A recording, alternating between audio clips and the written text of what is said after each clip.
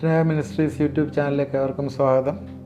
റോമർക്കെഴുതിയ ലേഖനം 9-ാം അധ്യായം ആണ് നമ്മൾ പഠിച്ചുകൊണ്ടിരിക്കുന്നത്. കഴിഞ്ഞ ദിവസം വാഗ്ദത്ത സന്തതിയെക്കുറിച്ചാണ് ചില ചിന്തകൾ നിങ്ങളോട് ഷെയർ ചെയ്തത്.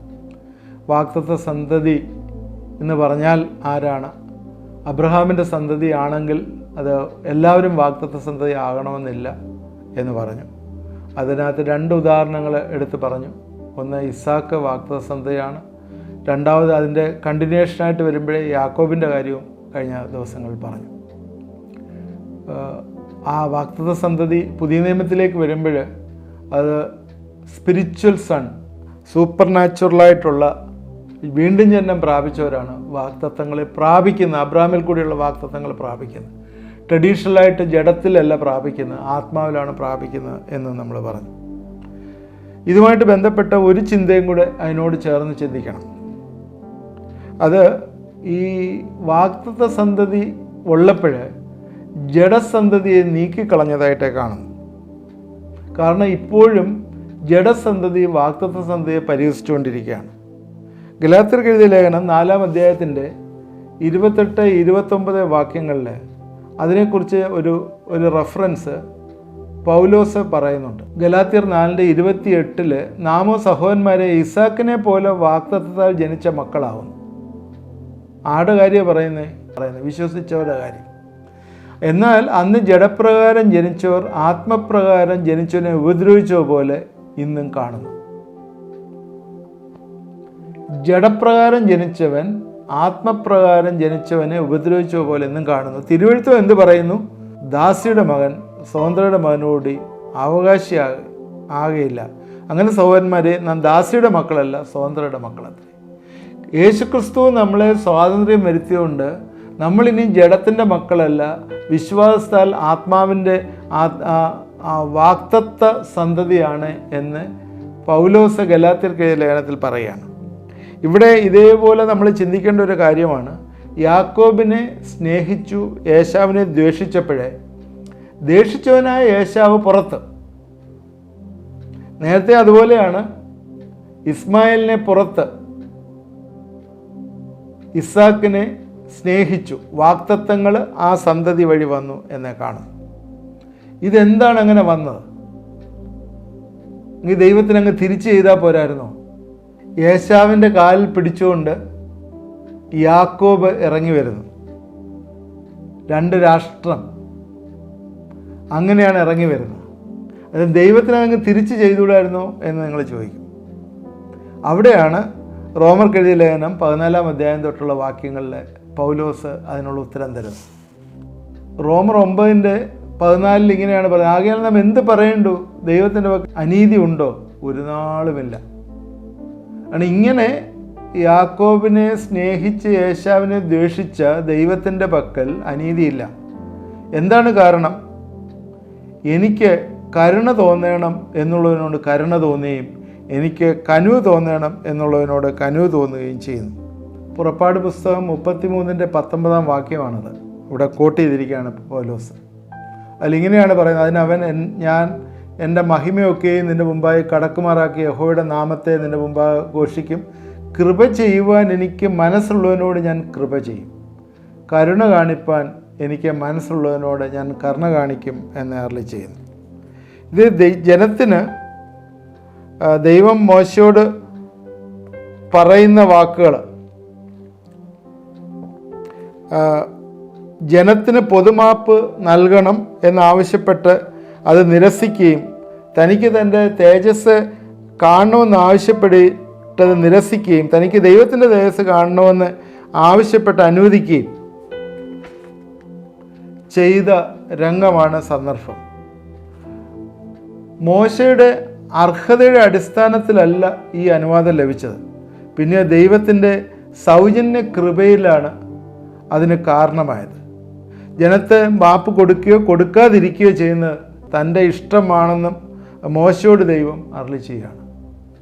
ജനത്തിന് ഏത് രീതിയിൽ കരുണ കാണിക്കണം, കരുണ കാണിക്കേണ്ട എന്ന് ദൈവത്തിൻ്റെ അനാദിയായിട്ടുള്ള ഒരു കാഴ്ചപ്പാടാണ്. ദൈവം നീതിയുള്ള ദൈവമാണെന്നറിയാം. എപ്പോഴും ദൈവം മനുഷ്യനെ സ്നേഹിക്കുന്ന ദൈവമാണ്. അതുകൊണ്ട് ദൈവം എപ്പോഴും ആ ഒരു കാഴ്ചപ്പാടിലാണ് കാര്യങ്ങൾ ചെയ്യുന്നത്. ഇപ്പോൾ ഉദാഹരണം പറഞ്ഞാൽ, വീട്ടിലെ മമ്മി ഇഡ്ഡലി ഉണ്ടാക്കി കൊടുക്കുകയാണ്. ഇഡ്ഡലി ഉണ്ടാക്കി കൊടുക്കുമ്പോൾ ഇഡ്ഡലി ഒരേ പാത്രത്തിലെ ഇഡ്ഡലി ഉണ്ടാക്കി കൊടുത്തു. ചില ഇഡ്ഡലികൾ ഷേപ്പ് മാറിയിരിക്കുന്നു, ചില ഇഡ്ഡലികൾ സാധാരണ ഉള്ള ഷേപ്പിലിരിക്കുന്നു. എന്നാൽ പപ്പായ്ക്ക് കൊടുത്ത ഇഡ്ഡലിക്ക് നല്ല ഷേപ്പുണ്ട്, എനിക്ക് തന്ന ഇഡ്ഡലിക്ക് ഷേപ്പ് കുറവാണെന്ന് പറഞ്ഞ മകന് മമ്മിയോട് ചോദ്യം ചെയ്യാനായിട്ടുള്ള അവകാശമില്ല. കാരണം മമ്മിയുടെ ഇഷ്ടമാണ് ആർക്ക് എന്ത് കൊടുക്കണം എന്നുള്ളത്.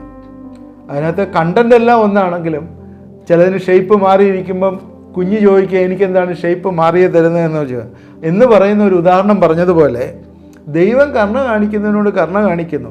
ദൈവത്തിൻ്റെ സോർണിറ്റിയിൽ വരുന്നൊരു കാര്യമാണത്.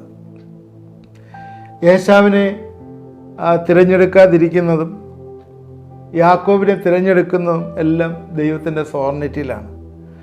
ഇത് ചില ആളുകൾ ഇതെടുത്തിട്ട് തെറ്റിദ്ധരിപ്പിച്ചിട്ട് ദൈവം മനുഷ്യന് ഫ്രീ വില്ല് തിരഞ്ഞെടുപ്പിന് കൊടുത്തിട്ട് അവനെ നരകത്തിലേക്ക് തള്ളിക്കളയുന്ന അനീതിയല്ലേ എന്ന് ചോദിക്കുന്ന ചില ചോദ്യങ്ങളുണ്ട്. ഇവിടെ ദൈവത്തിൻ്റെ രക്ഷയുടെ പദ്ധതിയെക്കുറിച്ച് ഉദ്ദേശിച്ചല്ല ഇവിടെ ഇത് പറയുന്നത്. ഇവിടെ ദൈവം കരുണ കാണിക്കാനായിട്ട് താല്പര്യപ്പെട്ട് നിൽക്കുമ്പോഴേ തിരസ്കരിക്കുന്നവരെ എന്ത് ചെയ്യാൻ പറ്റും? ദൈവത്തിനൊന്നും ചെയ്യാൻ പറ്റത്തില്ല. ദൈവത്തിൻ്റെ പദ്ധതിയെക്കുറിച്ചുള്ള അറിവും ദൈവത്തിൻ്റെ പരിജ്ഞാനവും ഒക്കെ ഇസ്രായേൽ ജനത്തിന് കൊടുത്തിട്ടും അവർ തള്ളിക്കളഞ്ഞത് ദൈവത്തിന് ഒന്നും ചെയ്യാനായിട്ട് പറ്റുകയില്ല. 16-ാം വാക്യത്തിലേക്ക് വരുമ്പോൾ, അതുകൊണ്ട് ഇച്ഛിക്കുന്നതിനാലുമല്ല ഓടുന്നതിനാലുമല്ല കരുണ തോന്നുന്ന ദൈവത്താൽ അത്രേ സകലതും സാധിക്കുന്നത്. ഇവിടെ കാണുന്നത് ദൈവം അർഹിക്കുന്നത് തരാതിരിക്കുന്നു. നമുക്ക് എന്താണ് അർഹിക്കുന്നത്? ദൈവത്തോട് വിരോധം കാണിക്കുന്നവർക്ക് അർഹിക്കുന്നത് എന്താണ്? നരകം. അത് തരാതിരിക്കുന്നത് ദൈവം കരുണ കാണിക്കുകയാണ്. ഇവിടെ യാക്കോബിനെ ദൈവം തിരഞ്ഞെടുത്തത് വഞ്ചകനായ യാക്കോബ്, വഞ്ചകൻ എന്നാണ് അവനെ പറയുന്നത്, അവൻ്റെ ഓട്ടം കൊണ്ടൊന്നുമല്ല, പിന്നെയോ ദൈവം അവനെ സ്നേഹിച്ചതുകൊണ്ടാണ്. അതുകൊണ്ട് ദൈവം അവനെ കൊണ്ട് കരുണ കാണിക്കുന്നു. അതുകൊണ്ടാണ് ദൈവം സകലതും സാധ്യമാക്കി തരുന്നത്. ദൈവം ജാതികളെ തിരഞ്ഞെടുക്കാനായിട്ട് യേശുക്രിസ്തു ഈ ഭൂമിയിലേക്ക് വരികയാണ്. യേശുക്രിസ്തു ഈ ഭൂമിയിൽ വന്നത് യഹൂദന് വേണ്ടിയാണെങ്കിൽ കൂടിയും മത്തായിയുടെ സുവിശേഷം 4-ാം അധ്യായത്തിൻ്റെ 14, 15, 16 വാക്യങ്ങളിലെ ജാതികൾ ഇരുട്ടിൽ വലിയൊരു വെളിച്ചം കണ്ടു എന്നാണ് അവിടെ എഴുതിയിരിക്കുന്നത്. യെശയ്യാ പ്രവാചകൻ മുഖാന്തരം പറഞ്ഞിരിക്കുന്നത്. അതിന് ഈ ഇരുട്ടിൽ അവരിലേക്ക് ആ പ്രകാശം വരികയാണ്, ജാതികളിലേക്ക് വരികയാണ്. കാരണം മരണത്തിൻ്റെ ദേശത്ത് സോർ എന്ന് പറഞ്ഞ ഭാഗത്തെക്കുറിച്ചവിടെ പറയുന്ന ഭാഗമുണ്ട്.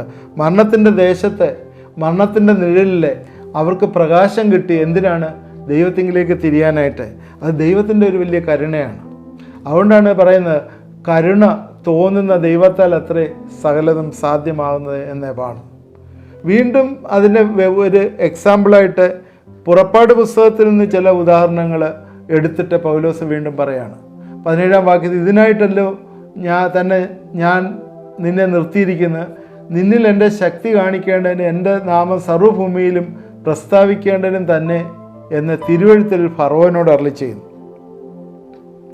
ഈ ഫറവോനോട് അരുളി ചെയ്യുന്നത് പുറപ്പാട് പുസ്തകം 9-ാം അധ്യായത്തിൻ്റെ 13-ാം വാക്യം തൊട്ടുള്ള ഭാഗങ്ങളിൽ ഫറവോൻ്റെ മുമ്പാകെ മോശ പോയി നിൽക്കുന്ന കാര്യമൊക്കെ അതിലെഴുതിയിട്ടുണ്ട്. തൻ്റെ ആരാധനയ്ക്ക് വിട്ടയപ്പാനായിട്ട് ഫറവോനോട് ചെന്ന് പറയുന്ന കാര്യം. അന്നുള്ള ലോകത്തിലെ ഏറ്റവും വലിയ മനുഷ്യനാണ് ഫറവോൻ. കാരണം ഏറ്റവും വലിയ ശക്തിയാണ് അവൻ. നിങ്ങൾക്കറിയാം, പിരമിഡൊക്കെ നിർമ്മിക്കുകയും ആ സാമ്രാജ്യത്തിൻ്റെ ശക്തിയും കാര്യങ്ങളുമൊക്കെ നമുക്കറിയാവുന്നതാണ്. അതുകൊണ്ട് അതിനകത്ത് പറയുന്ന ദൈവത്തിൻ്റെ ശക്തി കാണിക്കാനായിട്ട്, ഫറവോൻ്റെ ശക്തിയേക്കാളും കൂടുതലായിട്ട് ദൈവത്തിൻ്റെ ശക്തിയെ കാണിക്കാൻ വേണ്ടിയാണ് മോശെ അങ്ങോട്ടേക്ക് അയച്ചത്. 14-ാം വാക്യത്തിൽ, സർവ്വഭൂമിയും എന്നെപ്പോലെ ഒരുത്തനില്ല നീ അറിയേണ്ടതിന് ഈ ആവശ്യം ഞാൻ എൻ്റെ ബാധകളൊക്കെയും നിൻ്റെ മേലും നിൻ്റെ ഭൃത്യന്മാരുടെയും നിൻ്റെ ജനത്തിന്മേലും അയക്കും എന്ന് പറയുന്നു. വീണ്ടും 16-ാം വാക്യത്തിലേക്ക് വരുമ്പോഴേ, എങ്കിലും എൻ്റെ ശക്തി നിന്നെ കാണിക്കേണ്ടതിന് എൻ്റെ നാമം സർവ്വഭൂമിയിലും പ്രസ്താവിക്കേണ്ടതിനും ഞാൻ നിന്നെ നിർത്തിയിരിക്കുന്നു. കാരണം ആരെ നിർത്തിയിരിക്കുന്നത്? ഫറവോനെ നിർത്തിയ കാര്യമാണ് പറയുന്നത്. ഫറവോനെ നിർത്തിയിരിക്കുന്നത് എന്തിനാണെന്ന് ചോദിച്ചാൽ ദൈവത്തിൻ്റെ ശക്തിയെ കാണിക്കാനായിട്ടാണ് ഫറവോനെ നിർത്തിയിരിക്കുന്നത്. അതെങ്ങനെയാണ് ദൈവത്തിൻ്റെ ശക്തി? ഫറവോനെ ആ സമയത്ത് ഫറവോനാണ് ഏറ്റവും വലിയ ശക്തി. എന്നാൽ ആ സമയത്ത് എബ്രായ ശൈലി അനുസരിച്ച് എക്സ്പ്ലെയിൻ ചെയ്ത് പറഞ്ഞാൽ ഫറവോനെ അവിടെ ആക്കി വെച്ചിരിക്കുകയാണ് ദൈവത്തിൻ്റെ ശക്തി കാണിക്കാനായിട്ട്. എന്ന് വെച്ചാൽ ഫറവോൻ്റെ ഹൃദയം കഠിനമായി ഫറവോൻ അവരെ വിടാതിരിക്കുമ്പോൾ ദൈവത്തിൻ്റെ ശക്തിയോടെ വെളിപ്പെടുമ്പോൾ ഫറവോനേക്കാളും വലിയ ശക്തിയാണ് ദൈവത്തിനെന്ന് കാണിക്കാൻ വേണ്ടി അവിടെ വെച്ചിരിക്കുകയാണ്. ഈ ഫറവോൻ്റെ ഉദാഹരണം എടുത്തുകൊണ്ട് തന്നെ ആളുകൾ ചിന്തിക്കുന്ന ഒരു കാര്യമാണ് ദൈവത്തിൻ്റെ മുൻ നിയമനം അല്ലെങ്കിൽ ദൈവത്തിൻ്റെ ചിന്ത പലപ്പോഴും മനുഷ്യൻ സ്വയം നശിപ്പിക്കുന്ന ഒരു ചിന്തയാണോ എന്നുള്ളത് പല ആളുകളും ചോദിക്കാറുണ്ട്, സോവർണിറ്റി ഓഫ് ഗോഡുമായിട്ട് ബന്ധപ്പെട്ട്. എന്നാൽ അത് അല്ല ഇവിടെ നമ്മൾ ചിന്തിക്കേണ്ടത്. ഫറവോനെ ദൈവം കഠിനനാക്കിയ ശേഷം അവനെ ശിക്ഷിക്കുന്നു എന്ന് നമ്മൾ വീണ്ടും കാണുന്നുണ്ട്. ബൈബിളിൽ ദൈവം ഫറവോനെ കഠിനമാക്കി എന്ന് പറയുമ്പോൾ വേറൊരു രീതിയിൽ ചിന്തിച്ചാൽ അവൻ സ്വയം കഠിനപ്പെട്ടു എന്ന് ചിന്തിക്കുന്ന ശരിയാണ്. കാരണം എന്താ വെച്ചാൽ ദൈവം ഒരു കാര്യം ചെയ്യാനായിട്ട് ആഗ്രഹിക്കുമ്പോൾ അത് ദൈവം നിവർത്തിക്കുക തന്നെ ചെയ്യും. അത് ദൈവത്തിൻ്റെ മഹത്വം മനസ്സിലാക്കാതെ ദൈവത്തെ തിരിച്ചറിയാതെ ഇരിക്കുമ്പോൾ ഹൃദയം കഠിനപ്പെടും. ഇതേ കാര്യമാണ് റോമർക്കെഴുതിയ ലേഖനം 1-ാം അധ്യായത്തിലെ ദൈവത്തെ തിരിച്ചറിഞ്ഞ് അവനെ സ്തുതിക്കാതിരിക്കുമ്പോൾ അവിടെ ഹൃദയം കഠിനപ്പെട്ടു പോയി അവരെ രാഗമോഹങ്ങളിൽ ഏൽപ്പിച്ചു എന്നൊക്കെ പറഞ്ഞ ഭാഗങ്ങൾ നമ്മൾ വായിക്കുന്നുണ്ട്. ഇവിടെയും അതുപോലെ തന്നെ ദൈവം ഫറവോൻ്റെ ഹൃദയത്തെ കഠിനപ്പെടുത്തി എന്ന് പറയുന്നു. അതായത് ദൈവം കൃപ കാണിക്കുമ്പോൾ നമ്മൾ സോഫ്റ്റ് ആയില്ലെങ്കിൽ അത് കഠിനമായി പോകും എന്നുള്ളതാണ്. കാരണം കളിമണ്ണും മെഴുകും തമ്മിലുള്ള ഒരു ഉദാഹരണം പോലെ എടുത്താൽ ശക്തമായ ചൂടടിക്കുമ്പോൾ മെഴുക് ഉരുകിപ്പോവും, എന്നാൽ കളിമണ്ണ് എന്തോവും കട്ടിയാവും. കളിമണ്ണ് കട്ടിയാവും. രണ്ടും മെഴുകും കളിമണ്ണും എല്ലാം കൈകൊണ്ട് മോൾഡ് ചെയ്ത് വെക്കാവുന്നതാണ്. എന്നാൽ മെഴുക് ചൂടടിക്കുമ്പോൾ ഉരുകിപ്പോവും, കളിമണ്ണ് എന്ത് ചെയ്യും? ചൂടടിക്കുമ്പോൾ കട്ടിയാകും. അതുകൊണ്ട് അനീതി നിറഞ്ഞിരിക്കുന്ന ഹൃദയം ദൈവത്തിൻ്റെ ഏതൊക്കെ പദ്ധതികൾ വന്നെന്ന് പറഞ്ഞാലും അത് കഠിനമായി പോകും എന്നുള്ളതാണ്. റോമർ 9:17 ഫറവോനെ ദൈവം നിർത്തിയത് ദൈവത്തിൻ്റെ ശക്തി കാണിക്കാനായിട്ടാണ്. അവൻ്റെ ഹൃദയം കഠിനപ്പെടുന്നതനുസരിച്ച് ദൈവത്തിൻ്റെ ശക്തി പല പ്രവൃത്തികൾ കൂടി വെളിപ്പെടുന്നു. അതിൻ്റെ കൾമിനേഷനിൽ അവിടെ വന്ന് എൻഡ് ചെയ്യുന്ന 18-ാം വാക്യത്തിൽ ഇങ്ങനെ തനിക്ക് മനസ്സുള്ളവനോട് അവൻ കരുണ തോന്നുന്നു, തനിക്ക് മനസ്സുള്ളവരെ അവൻ കഠിനനാക്കുന്നു. ദൈവം കഠിനനാക്കുന്നു എന്ന് പറയുന്നത് ഇതിനകത്ത് എഴുതിയൊക്കെ ദൈവം കഠിന ഹൃദയമുള്ള മനുഷ്യനാണ്, അല്ലെങ്കിൽ ദൈവം ആളുകളെ തെറ്റിച്ചു കൊണ്ടുപോകുന്നു എന്നൊരു ചിന്ത നമുക്കൊരിക്കലും വരരുത്. മനസ്സുള്ളവനോട് എല്ലാവരോടും കരുണ തോന്നുന്നുണ്ട്. എന്നാൽ ഈ സോഫ്റ്റ്നെസ് കാണിക്കുമ്പോൾ വക്രത നിരൂപിക്കുന്ന മനുഷ്യൻ കഠിനനായി പോവുകയാണ്. ഇതാണ് ഇന്ന് പാപികൾക്ക് സംഭവിച്ചിരിക്കുന്നത്. എല്ലാ മനുഷ്യർക്കും ദൈവം നന്മയും മഴയും മഞ്ഞും വെയിലും എല്ലാം അടിക്കുന്നുണ്ട്. എന്നാൽ ദൈവത്തെ തിരിച്ചറിയുന്നവർ സോഫ്റ്റാവും, ദൈവത്തെ തിരിച്ചറിയാത്തവർ ഹാർഡായി പോകും. അല്ലെങ്കിൽ ഈ സുവിശേഷമൊക്കെ പറയുമ്പോൾ ഇന്ത്യയിലുള്ളവരും ലോകത്തിലുള്ളവരും എല്ലാം ദൈവത്തിൻ്റെ മക്കളങ്ങായി പോകത്തില്ലായിരുന്നു. എന്തുകൊണ്ടാകാത്തത്? ചിലർ പറയും അത് നിങ്ങൾക്ക് ബുദ്ധിയില്ലാത്തതുകൊണ്ടാണ്, നിങ്ങളെ തിരിച്ചറിയാത്തതുകൊണ്ടാണ്. അങ്ങനെയല്ല, ഹൃദയം കഠിനപ്പെടുകയാണ്. നീതിയുടെ മാർഗം മുമ്പിൽ വരുമ്പോൾ അത് ഉപേക്ഷിക്കുന്നത് ഹൃദയത്തിൻ്റെ കാഠിന്യം കൊണ്ട് തന്നെയാണ്. ഇവിടെ ഫറവോനും അത് തന്നെയാണ് സംഭവിച്ചത്. ബൈബിളിലെ ഒരുപാട് വാക്യങ്ങൾ ഇതിനെക്കുറിച്ച് പറയാനായിട്ടുണ്ട്. സമയത്തിൻ്റെ ചുരുക്കം കൊണ്ട് പറയുന്നില്ല. എബ്രായർ 3:8 ഇന്ന് നിങ്ങൾ അവൻ്റെ ശബ്ദം കേൾക്കുന്നുവെങ്കിൽ മരുഭൂമിയിൽ വെച്ച് പരീക്ഷാ ദിവസത്തിൽ മത്സരത്തിൽ എന്ന പോലെ നിങ്ങളുടെ ഹൃദയം കഠിനമാക്കരുത്. ദൈവത്തിൻ്റെ ശബ്ദം കേട്ടിട്ട് ഹൃദയം കഠിനമായി പോയൊരു ജനതയെക്കുറിച്ചാണ് പറയുന്നത്. 15-ാം വാക്യത്തിൽ വീണ്ടും അത് തന്നെ റിപ്പീറ്റ് ചെയ്യുന്നു. ഇന്ന് നിങ്ങൾ അവൻ്റെ ശബ്ദം കേൾക്കുന്നുവെങ്കിൽ മത്സരത്തിൽ എന്ന പോലെ നിങ്ങളുടെ ഹൃദയത്തെ കഠിനമാക്കരുത്. ഇസ്രായേൽ മക്കളുടെ ഹൃദയം കഠിനമായി പോയി. ഇതേ കാര്യം തന്നെ എബ്രായർ 4:7 പറയുന്നുണ്ട്. ദാവീദ് മുഖാന്തരം ഇന്ന് അവൻ്റെ ശബ്ദം കേൾക്കുന്നുവെങ്കിൽ നിങ്ങളുടെ ഹൃദയം കഠിനമാക്കരുത്. മുമ്പേ പറഞ്ഞതുപോലെ ഇന്നൊന്നൊരു ദിവസം പിന്നെയും നിശ്ചയിക്കുന്നു. എന്താണിത് പറയുന്നത് വെച്ചാൽ, ദൈവത്തിൻ്റെ സ്വരം നമ്മൾ കേൾക്കുമ്പോൾ അതിന് ഈൽഡ് ചെയ്യേണ്ട ആവശ്യമാണ്. നമ്മുടെ ഹൃദയം സോഫ്റ്റ് ആവേണ്ട ആവശ്യമാണ്, അല്ലെങ്കിൽ കഠിനപ്പെട്ടു പോകും. എൻ്റെ പ്രിയമുള്ളവരെ, ഇന്നത്തെ എൻ്റെ സമയം ഇവിടെ അവസാനിച്ചുകൊണ്ട് ഞാനിതിവിടെ നിർത്തുകയാണ്. ഇന്ന് ഞാൻ നിങ്ങളോട് പറയാനായിട്ട് ആഗ്രഹിച്ചത് ദൈവത്തിൻ്റെ തിരഞ്ഞെടുപ്പിനെക്കുറിച്ചാണ് പറഞ്ഞത്. റോമർ 8-ാം അധ്യായത്തിൽ നമ്മൾ പറഞ്ഞിരുന്നു ദൈവത്തിൻ്റെ സോവർണിറ്റി. ഇവിടെ അതാണ്, ദൈവം കരുണ കാണിക്കുന്നതിനോട് കരുണ കാണിക്കുന്നു, കനിവ് കാണിക്കുന്നതിനോട് കനിവ് കാണിക്കുന്നു. എന്നാൽ ദൈവം എപ്പോഴും കരുണയുള്ള ദൈവം തന്നെയാണ്. അവന് മേഴ്സിഫുള്ളാണ്. പഴയ നിയമത്തിലെല്ലാം മേഴ്സിഫുള്ളാണ്. പുതിയ നിയമത്തിൽ വരുമ്പോൾ അവൻ കൃപ കാണിക്കുന്ന ദൈവമാണ്. എന്നാൽ മനുഷ്യനെ തിരിച്ചറിയാതെ വരുമ്പോൾ അവൻ്റെ ഹൃദയം കഠിനമായി പോകുന്നു എന്നുള്ളതാണ്. ആ ഒരു ചിന്തയാണ് ഇതിന് പറയുന്ന. ദൈവത്തിൻ്റെ തിരഞ്ഞെടുപ്പിനെ നമുക്ക് ചോദ്യം ചെയ്യാനായിട്ട് പറ്റുകയില്ല. കാരണം ദൈവം പ്രസൻറ്റ് ടെൻസിലെ നിത്യവർത്തമാന കാലത്തിലാണ് എല്ലാം പ്രവർത്തിക്കുന്നത്.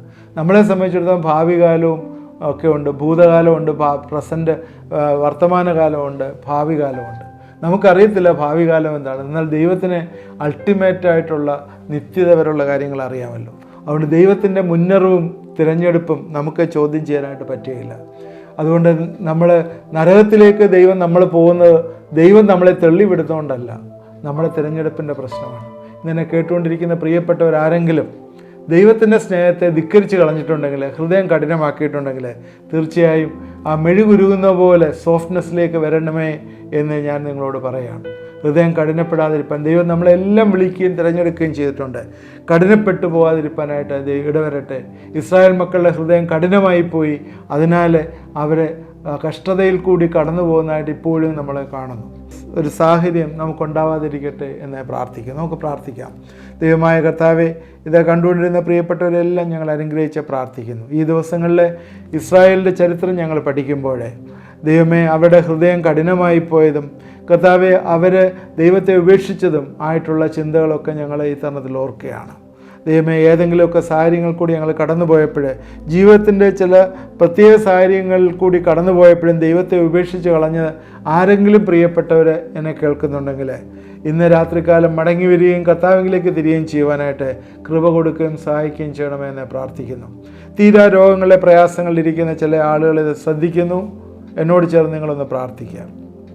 പ്രത്യേകിച്ചും ശരീരത്തിലെ സോറിയാസ് പോലുള്ള പ്രയാസങ്ങൾ അനുഭവിക്കുന്ന ചില പ്രിയപ്പെട്ടവരെ, അലർജിക്കായിട്ടുള്ള ചില പ്രയാസങ്ങൾ അനുഭവിക്കുന്നവരെ, യേശുവിൻ്റെ നാമത്തിൽ നിങ്ങൾക്ക് വലിയൊരു വിടുതലെന്ന് വന്നു ചേരട്ടെ എന്ന് പ്രാർത്ഥിക്കുന്നു. പിതാവിൻ്റെയും പുത്രൻ്റെയും പരിശുദ്ധാത്മാവിൻ്റെയും നാമത്തിൽ ഞങ്ങളവരെ അനുഗ്രഹിച്ച് പ്രാർത്ഥിക്കുന്നു. ദൈവം എന്നോട് ചേർന്ന് പ്രാർത്ഥിച്ചവർക്ക് വലിയൊരു വിടുതൽ കൊടുക്കുകയും സഹായിക്കുകയും ചെയ്യണമെന്ന് പ്രാർത്ഥിക്കുന്നു. നിൻ്റെ കരങ്ങളിലേക്ക് അവരെ ഏൽപ്പിക്കുന്നു. പ്രാർത്ഥന കേട്ടോർത്ത് സ്തോത്രം. യേശു ക്രിസ്തുവിൻ്റെ നാമത്തിൽ പ്രാർത്ഥിക്കുന്നു. കേൾക്കുമാറാകണമേ. ആമേൻ. ഈ എപ്പിസോഡ് നിങ്ങൾക്ക് പ്രയോജനമായെങ്കിൽ ഏത് രീതിയിൽ പ്രയോജനമായി എന്നൊന്ന് ആ കമൻറ്റ് ബോക്സിലൊന്ന് പോസ്റ്റ് ചെയ്യുന്നത് നല്ലതായിരിക്കും. എന്തെങ്കിലും നെഗറ്റീവ് കമൻറ്റ്സ് ആയാലും കുഴപ്പമില്ല. നിങ്ങൾ എന്തെങ്കിലും സജഷൻസ് ഉണ്ടെങ്കിൽ അത് അറിയിക്കുക. പ്രയർ റിക്വസ്റ്റ് ആ വാട്സാപ്പ് നമ്പറിൽ അയച്ചു തന്നാൽ നിങ്ങൾക്ക് വേണ്ടി പ്രാർത്ഥിക്കുന്നതാണ്. ഇതൊരു സീരിയസ് സ്റ്റഡിയാണ്. നിങ്ങൾ കണ്ടിന്യൂസ് ആയിട്ട് വാച്ച് ചെയ്യണം. ഏതെങ്കിലും മിസ് ചെയ്ത് പോയെങ്കിൽ പ്രീവിയസ് എപ്പിസോഡ് എടുത്ത് കാണണമേ. നിങ്ങളുടെ ഫ്രണ്ട്സിന് ഷെയർ ചെയ്ത് കൊടുക്കുകയും ആദ്യം കാണുന്നവർ അത് ലൈക്ക് ചെയ്യുകയും ചെയ്യണമേ. അത് സബ്സ്ക്രൈബ് ചെയ്യണമേ എന്ന് റിക്വസ്റ്റ് ചെയ്യുന്നു. എല്ലാവരെയും ദൈവം അനുഗ്രഹിക്കുമാറാകട്ടെ.